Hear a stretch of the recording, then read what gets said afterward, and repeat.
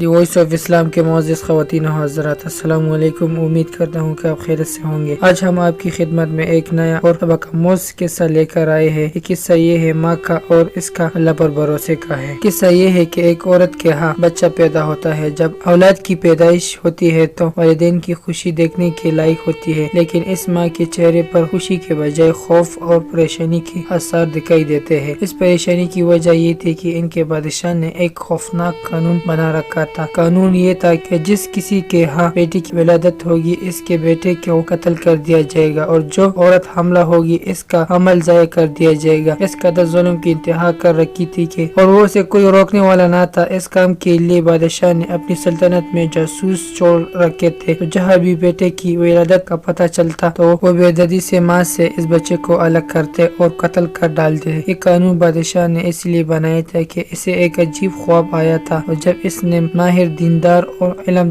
والے لوگوں سے خواب کی تعمیر پوچھی تو اس نے بتایا کہ تمہاری زندگی میں ایک لڑکا آئے گا جو تمہاری تخت کو الٹ کر دے گا اور تمہاری بادشاہ ختم ہو جائے گی۔ تب بادشاہ نے فیصلہ کیا کہ وہ یہ بیٹے پیدا ہی ہونے نہیں دے گا، اور جب بیٹے ہی پیدا نہیں ہوں گے تو کوئی بھی اس کا تخت نہیں الٹ کر سکے گا، اور یہ قانون بنایا کہ جس کے گھر بھی بیٹا پیدا ہوگا اسے قتل کر دیا جائے گا۔ تو جب ماں کو بادشاہ کا قانون یاد آیا تو وہ رونے لگی۔ بادشاہ سے کسی بھی طرح اس نے بچے کی ولادت تو چھپا لی تھی، لیکن اسے یہ یقین تھا کہ وہ زیادہ دیر تک اپنے بیٹے کو چھپا نہیں سکے گی۔ ہر ماں کو اپنی اولاد بہت عزیز ہوتی ہے۔ ماں تو بچے پر ایک تکلیف دہ نشانی تک برداشت نہیں کرتی، یا تو قتل کرنے کا قانون بنا ہوا تھا۔ ماں نے اپنے بچے کے لیے بہت دعائیں مانگی۔ اس دوران وہ مسلسل خوف اور پریشانی کا شکار رہتی رہی اور پوری کوشش کر رہی تھی کہ کسی کو بچے کی خبر نہ ہو۔ چنانچہ یہ ہوا کہ اللہ تعالیٰ نے اس ماں پر وحی نازل کی اور فرمایا کہ گھبرانے کی ضرورت نہیں ہے، اپنے بیٹے کو ایک صندوق میں ڈال کر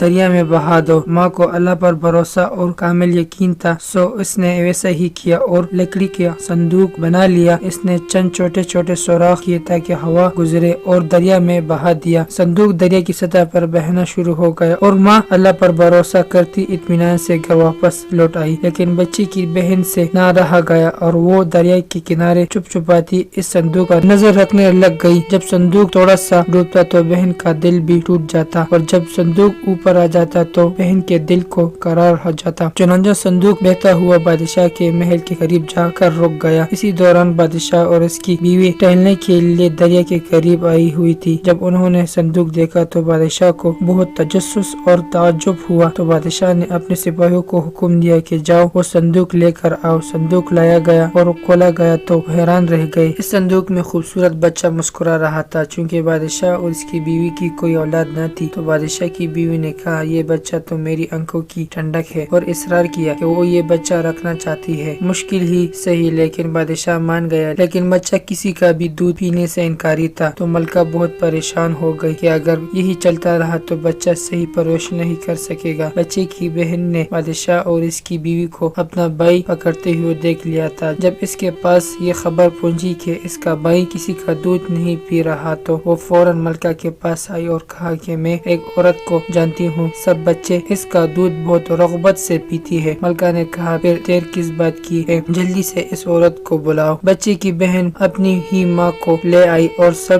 نے دیکھا کہ بچے نے اس عورت کا دودھ پی لیا۔ جب ملکہ اور بادشاہ نے دیکھا کہ بچے نے اس عورت کا دودھ بڑی رغبت سے پی لیا ہے تو اس عورت کو اپنے محل میں رہائش بھی دے دی، اور عورت نے اپنے رب کا بہت شکر ادا کیا اور یہ اعتراف کیا کہ خدا کے فیصلے بہترین ہوتے ہیں۔ اللہ تعالیٰ نے اس بچے کو کسی کا بھی دودھ پینے سے منع فرمایا ہوا تھا، اور پھر آگے چل کر اس بچے نے واقعی اس بادشاہ کا تخت الٹ دیا اور اس نے جہاد کا اعلان کیا، کیونکہ وہ بادشاہ خدا بنا بیٹا تھا اور سب لوگ اس سے شدید خوف کھاتے تھے۔ کسی نے ہمت نہیں تھی کہ اس کے خلاف بولے۔ دوستوں کہ آپ جانتے ہیں کہ وہ بچہ کون تھا؟ وہ بچہ حضرت موسیٰ علیہ السلام تھا، جن کو کلیم اللہ بھی کہا جاتا ہے۔ وہ بادشاہ بدنام زمانہ فرعون تھا، جس کو اللہ تعالیٰ نے پوری دنیا کی سلطنت دے رکھی تھی، لیکن وہ آخر تک اللہ تعالیٰ کا انکاری رہا تھا۔ اس خوبصورت واقعے سے ہمیں یہ سبق ملتا ہے کہ آپ چاہے کسی بھی مسئلے میں ہو، چاہے کوئی بھی پریشانی ہو، اللہ پر توکل رکھنا ہے، کیونکہ اللہ تعالیٰ نے مدد کرنے کے وعدے ہر کسی سے کر رکھے ہیں۔ ہم سے تو بس یقین رکھنے کا کہا ہے اور اللہ کے لیے اپنی کسی بھی چیز کو قربان کرنے سے گریز نہ کرے، چاہے وہ جان ہی